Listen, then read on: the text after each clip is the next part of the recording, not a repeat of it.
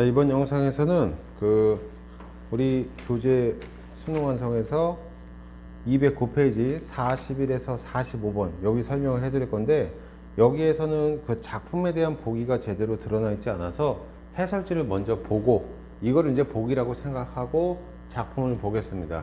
지금 준비 안 되신 분들은 해설지의 52페이지 여기 비시면 됩니다. 잠깐 시간 드릴게요. 해설지 52페이지 한번 보세요.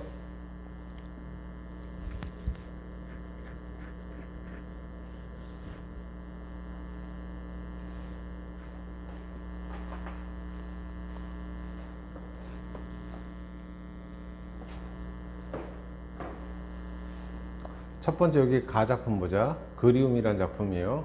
이 작품은 작가가 광복 직후에 서울로 혼자 상경하여서, 그러니까 시기는 광복 직후고 그 다음에 고향에 두고 온 가족에 대한 그리움이다. 이만큼 해두면 됩니다. 이게 주제가 되겠지. 고향에 두고 온 가족에 대한 그리움. 그 다음에 1년과 5년의 수미상관 기법이 나온다. 이것도 다시 보면서 확인하자. 북쪽 고향에 대한 그리움을 효과적으로 형성하고 있고, 잉크병 얼어들은 이러한 밤, 그러니까 얼마나 춥겠어. 잉크가 얼 정도니까 혼자 지내는 서울에서의 외로운 생활, 이게 나타난다. 그러니까 문맥이 맞지 얘들아. 외로운 생활, 고향에 두고 온 가족에 대한 그리움, 이런 것들이 있다. 그러니까 특별히 어떤 뭐 의지가 드러난다든가 이런 건 없습니다. 왜냐면 광복 직후에 있었기 때문에. 그래서 이제 보기 여기까지 보고 그 다음 우리 본문을 보겠습니다. 그리움이란 작품은 가장 최근에 나왔던 게 2014년 고등학교 2학년 모의고사에 나오고 안 나왔었네요. 본문 보면서 무슨 내용인지 한번 정리해 볼게요. 눈이 오는가 북쪽에 한방눈 쏟아져 내리는가. 그러니까 북쪽에는 눈이 내리는가 알 수가 없지. 왜냐면 화자는 현재 서울에 있기 때문에. 험한 벼랑을 굽이굽이 돌아간 철길 위에 느릿느릿 밤새 달리는 화물차의 검은 지붕에. 여기서 그냥 절길, 화물차 이런 것만 나와. 뭐 다른 건 없습니다. 연달린 산과 산이 너를 남기고 온 작은 마을에도 복된 눈이 내리는가. 이 눈을 복된이라고 표현했지. 그러니까 눈을 통해서 너, 여기선 청자잖아. 이 청자를 떠올리면서 그리움의 대상이 되겠지. 너는 눈이 내리는가라고 생각하는 거야. 그러니까 눈이라는 것을 매개체로 해서 계속 그리움을 얘기를 하고 있습니다. 잉크병 얼어드는 이러한 밤, 아주 추운 밤에 어쩌자고 잠을 깨어 그리운 곳, 차마 그리운 곳. 그리운 곳, 이게 반복이 되고 있지. 그래서 정서를 더 강조하고 있고, 마지막에 이제 수미상관 있죠. 눈이 오는가 북쪽엔 한방눈 쏟아져 내리는가 하면서 고향에 대한 그런 그리움을 나타내고 있다. 이렇게 같이 봐주세요. 그 다음에 나 작품 보기 전에 또 해설 먼저 보겠습니다. 조금 난해하더라. 한번 보자. 이 작품은 명암리라는 공간에서 새롭게 생각하게 되는 마음의 모습. 여기다 줄거봐. 새롭게 생각하게 되는 마음의 모습이다. 그 마음의 모습이 뭐냐? 이게 키워드가 된다. 명암. 지명 이름이지. 명암리. 근데 그 명암을 밝을 명, 어두울 암. 밝고 어두움. 이렇게 생각한 거야. 여기입니다. 화자는 지명을 통해 환기되는 명암, 밝고 어두운 것에 대해서 질문하면서 빛도 그렇지만 마음 속에도, 이게 제일 중요한 거지. 내 마음도 밝고 어두운 길이 있다. 그게 새롭게 생각하게 되는 마음의 모습. 그게 이겁니다. 마음 속에도 밝고 어두운 여러 길이 있다. 한 가지 마음만 있는 건 아니었구나. 밝은 모습도 있고 어두운 모습도 있구나. 이걸 떠올리게 되는 거야. 그래서 마음 구석 어두운 길을 비춰보면 새롭고 낯선 모르는 길이 보인다. 그리하여 내 안에 있으면서도, 내 마음 속에 있으면서도 몰랐던 웅크리고 있던 마음을 풀어놓고 바라보게 된다. 그러니까 이게 이거야. 뭐라고요? 지명, 명암리라는 곳을 통해서 밝고 어두운 것을 떠올렸고, 내 마음에도 밝고 어두운 게 있구나. 이게 이제 주제가 되는 겁니다.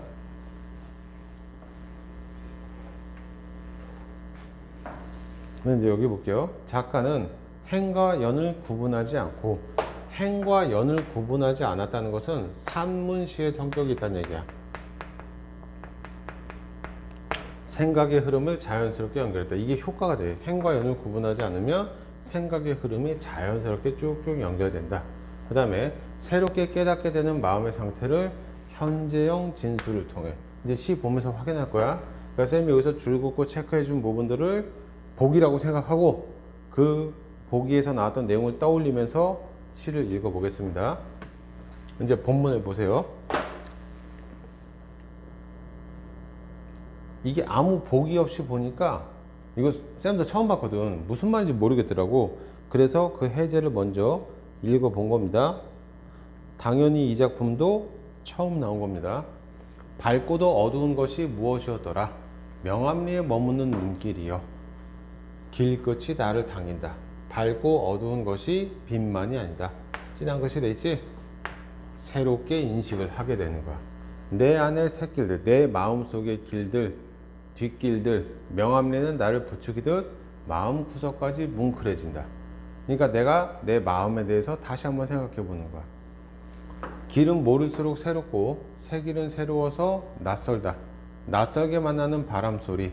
아, 그리고 우리 보기를 안 봤는데 보기에서 뭐가 나왔냐면 연세에 대해서 나왔어. 낯설다, 낯설게. 이런 게 연세가 되는 거야, 얘들아. 이따 문제에서 확인해 봐. 낯설다, 낯설게, 연세다. 바람 소리, 물소리, 기막히다. 새삼 놀란다. 내 눈길 나에게서 멀어지지 않는다. 모르는 길이 발끝까지 따라온다. 나는 여기다 체크하세요. 생의 명암을 다시 비춘다.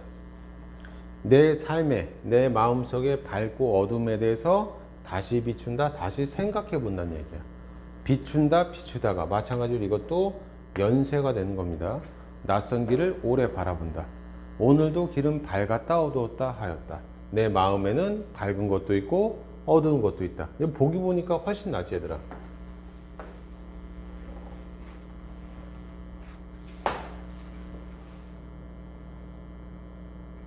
다 늦은 저녁이야. 마음의 능선 넘어 다른 길에 머문다. 언제나 알 수 없는 길 속의 길. 우린 헤어지고 또 만나야 한다. 밝고도 어두운 것이 빛뿐일까. 소리치며 바람이 지나간다. 언제부터 내 안에서 웅크린 길, 명암리에 가서 풀어놓는다. 이게 무슨 얘기냐면 내 안에서 웅크렸던 길, 그러니까 내가 잘 여러 가지 길이 있다는 걸 모르고 웅크리고만 있었어. 그 여러 가지 길이 뭐냐면 밝은 모습, 어두운 모습이야. 그거를 명암리에 가서 풀어놓는다는 게 뭐예요? 명암리에 가서 이런 모습들을 새삼 깨닫게 되었다. 이런 얘기입니다. 그래서 나 작품의 주제는 뭐다? 뭐 굳이 적지 않으셔도 됩니다. 주제는 그냥 이거 줄거리 정리하면 되지. 명암리에 가서 내 마음속에 여러 가지 모습, 밝고 어두운 모습 이런 것들을 발견하게 됐다. 여기까지가 주제가 됩니다.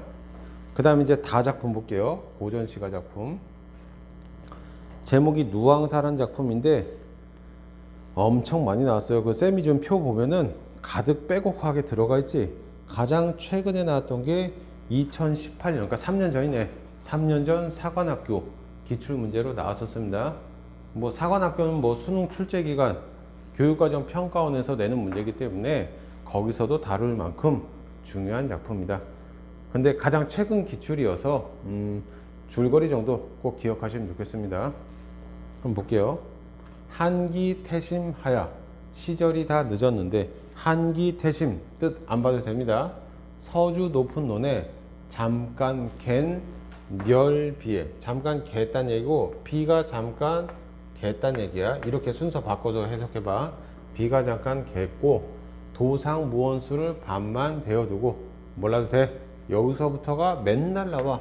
고 1, 2, 3 가리지 않고 이 부분부터 맨날 나와. 누앙서는 소한적 주마하고 엄섬이 하는 말씀. 이게 무슨 얘기냐면 여기서부터 여기까지가 인용한 거야. 다른 사람 말을 인용. 그러니까 좀 돈 많은 사람이라고 해봐. 소 한번 빌려주마 라고 엄섬이는 약간 인사치레로 형식적으로 한 말씀을 나는 화자는 좀 순진하게 친절하다고 여긴 거야. 친절하다 여긴 집에 달도 없는 황혼에 깜깜한 밤에 가서 굳이 닫은 문 밖에 혼자 서 있는 거야. 뭐 하러 갔겠어? 소를 빌리러 간 거야. 한밤중에. 다음 볼게요. 따라가서 큰 기침 아하미를 양구토록 하온 후에 벨이 없잖아. 옛날에는 조선시대에. 그러니까 에헴 에헴 이거를 계속 했던 거야. 근데 원래는 내가 당당하게 그 집에 가면 에헴이 아니지. 이리 오너라 해야 되지. 그냥 당당하게 하려면 그것도 못한 겁니다. 그 다음 이제 보자. 어와 기 뉘신고. 여기서부터 이제 대화체가 시작됩니다. 대화. 어와 기 뉘신고. 이 부분이 그러니까 이렇게 쌤이 이렇게 꺽쇠로 할게. 꺽쇠 부분은 뭐라 해야 되지? 소주인이라고 하자. 소주인. 어와 누구냐? 소주인이 한 말이고, 그 다음에 여기 물결은 화자라고 할게요. 이 둘이서 계속 대화가 반복돼. 염치 없는 접니다. 이거야. 화자. 초경도 거인데 기 어찌와 계신고. 초경은 이제 밤, 초입이거든. 밤이 다 돼가는데 어쩐 일이냐 하는 거야. 그랬더니 연년에 이러하기 구차한 줄 알지만, 그러니까 연년에는 뭐야? 매년 이러하기, 즉 소를 빌리러 오기가 구차한 줄 알지만 소 없는 군가에, 소 없는 가난한 집에 생각이 많아. 좀 의역하면 걱정이 많아 왔습니다. 그러니까 여기서부터 요 두 줄, 요만큼이다 보다 화자의 말입니다. 그랬더니 공한이나 값이나, 공한이나는 공짜야, 값이나는 돈을 받거나 값을 받거나 주엄죽도 하지만 빌려줄 만도 하지만 다만 나왔잖아. 그럼 뭐야? 못 빌려주는 이유가 나옵니다. 어젯밤에 건너편 집 저 사람이, 그 다음에 좀 화면 좀 옮길게. 아이고 저걸 괜히 지었네. 너네 기억하고 있지? 꺽쇠가 소주인 말이다.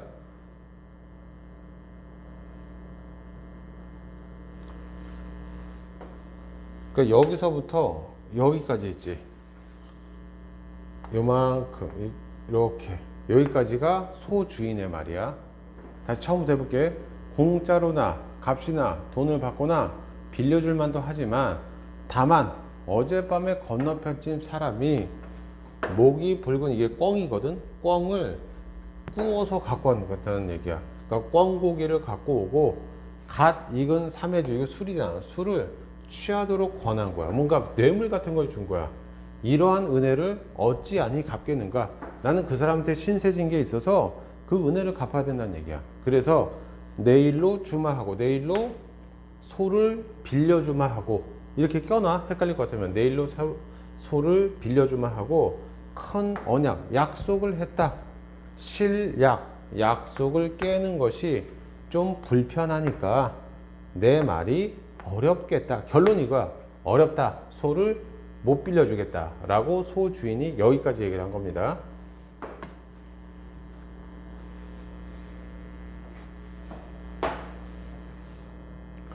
실위 그러하면 혈마 어이하고.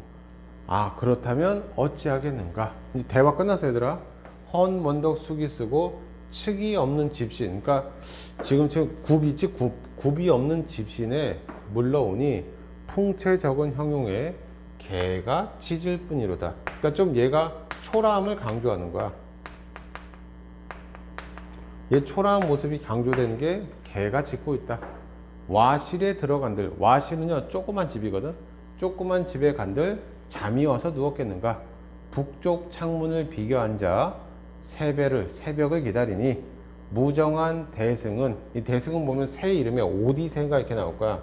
내 한을 돋우는구나. 그러니까 얘가 객관적 상관이 되겠지. 내 한을 더, 나를 더 슬프게 하기 때문에. 종초 추창하며 먼 들을 바라보니, 이거 그냥 왼쪽 건 무시하고 먼 들판을 바라보니 즐기는 농가도, 그러니까 즐기는 농부들의 노랫소리도 흥이 없이 들린다. 나는 전혀 신나지 않다는 얘기지. 왜냐면 소라도 빌려서 이 가난한 생활에서 벗어나 보려고 했어. 농사 지으려면 소가 필수품이거든. 근데 그 소부터 빌리는 걸 실패했기 때문에 흥이 없이 들리는 거야. 세정 모른 한숨은, 그냥 세상 모르는 한숨은 그칠 줄을 모르는 거다. 아까운 저 소비는, 이게 이제 농기구로 나와. 이 농기구는 볕보님도 좋다는 것은 그냥 잘 갈려있다, 그냥 상태가 아주 좋다는 얘기야. 농기구는 상태가 좋은데, 그래서 그 밑에 줄에 가시 엉킨 묵은 밭도 용이 캐나 아주 쉽게 갈 수 있지만 허당 반벽에 쓸데없이 걸려있다는 얘기야. 저 농기구의 상태는 참 좋지만 쓸 일이 없잖아. 그래서 쓸데없이 걸렸다. 이게 어떻게 보면 그 아까운 저 소비지 이 농기구가 화자의 처지를 나타낼 수 있는 거야. 예를 들어서 나는 서울대 졸업하고 완벽한 인재지만 쓸데없이 백수 생활하고 있는 거죠. 왜냐면 나를 불러주는 곳이 없기 때문에. 그렇게 해석하는 관점도 있어요. 그 다음 밑에 춘경도 거의거다. 춘경, 봄에 밭 가는 거거든. 그러니까 이렇게 생각하면 돼. 그 농사를 지을 때는 계절별로 타이밍이라는 게 있잖아. 3월 달에는 뭐 며칠부터 며칠까지 뭐 해야 되고 그런 게 다 지나갔다는 얘기야. 시기를 놓쳤다. 춘경도 거의거다. 그래서 어떻게 하냐? 후리쳐 더뎌주자. 때려치자는 얘기입니다. 아, 그냥 때려쳐버리자. 이런 뜻이야. 그리고 나서 이제 생각을 다르게 합니다. 보자. 강호 한 꿈을 꾼 지도 오래됐더니 강호는 자연이지 자연 속에서 즐기려는 꿈을 꾼 지도 오래됐는데 구복이 위루하여. 구는 입, 복은 배거든. 위루하다는 것은 그냥 먹지 못했다. 배고프다. 그래서 벌써 잊었다는 얘기야. 뭐를? 강호의 꿈을, 자연 친화의 꿈을 잊어버렸다. 천피기욱한데 녹죽도 하도하자. 그냥 신경 쓰지 마시고. 유비군자들아. 군자는 그냥 군자, 양반들아. 낚싯대 하나를 빌려달라. 얘는 아무것도 없어. 가난해서 그냥 낚싯대 하나 빌려달라. 노화 깊은 곳에 명월 청풍 벗이 되어서. 이건 뭐예요? 자연 친화로 마음을 바꾼 겁니다. 이게 이제 시를 전체를 보면 어떻게 되냐면 얘가 너무 가난해서 먹고 살기 힘든 거야.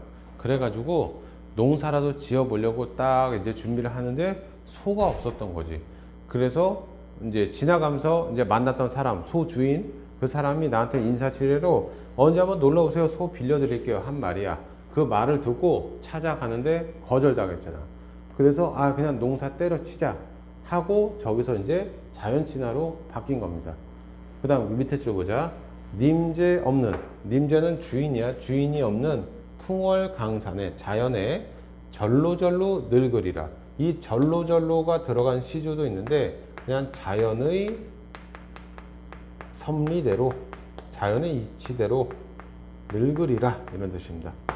무심한 백구, 무심의 뜻 기억하고 있지? 욕심 없는 백구, 갈매기. 그러니까 자연 친화가 되는 거야. 오라 하며 말라 하랴. 다툴이 없을산. 이거는 다툴 필요가 없는 것은, 그러니까 경쟁할 필요가 없는 것은 다문인가 여기노라. 다만 자연뿐인가 여긴다는 얘기입니다. 아, 내가 굳이 싸우고 경쟁할 필요가 없는 것은 자연밖에 없구나 해서 생각을 바꿔 먹게 되는 겁니다. 그리고 아까 쌤이 문제 얘기할 때 이제 여기 교재 보세요.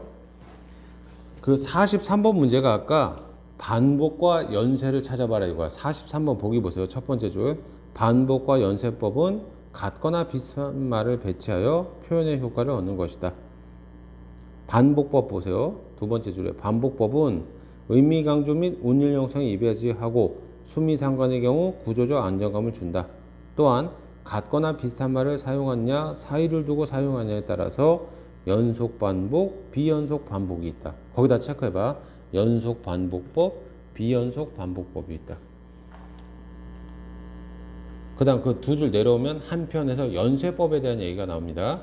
앞에 말을 뒤에서 받아 꼬리에 꼬리를 물면서, 그러니까 연달아 나와야 돼. 꼬리에 꼬리를 문다는 게 아까 우리 가작품 할 때 연쇄 찾았지? 그거 생각하면 됩니다. 그래서 43번 문제 보면 답이 2번이 되는 게 보자. 가의 그리운 곳, 차마 그리운 곳. 꼬리에 꼬리를 물며 되풀이하는 연쇄법 이렇게 되지. 연쇄가 아니라 뭐다? 반복이라고 해야 됩니다. 그럼 아까 그 보기에서 반복이 두 개였지. 연속 반복, 비연속 반복. 근데 얘는 연속해서 반복되는 게 아니지. 그리운 곳 사이에 차마가 들어갔지. 그래서 이거는 비연속 반복법을 사용하고 있다. 그래서 답이 2번이 된다. 이겁니다. 그 43번 문제의 관점은 쌤도 처음 본 거야. 반복과 연쇄를 구분할 수 있니? 이거 물어본 거는 쌤도 처음 봤던 유형이기 때문에 이것도 좀 잘 봐두시면 좋을 것 같습니다. 그래서 일단 여기 수능 완성 실전 3회까지 설명을 마쳤고요. 그 문제는 잘 정리했다가 우리 대면 수업할 때 9월 6일까지가 이제 그 집합 금지가 된 거고 그 이후에 대면 수업할 때 질문 받는 시간 같이 받을게요. 그게 이제 실전 3회하고 오늘 한 거 실전 4회도 이제 온라인 수업을 해야 되잖아. 그래서 실전 3회, 4회 문제 질문을 받는 시간을 따로 마련을 할게요. 일단 고생하셨고요. 영상은 여기서 마칠게요.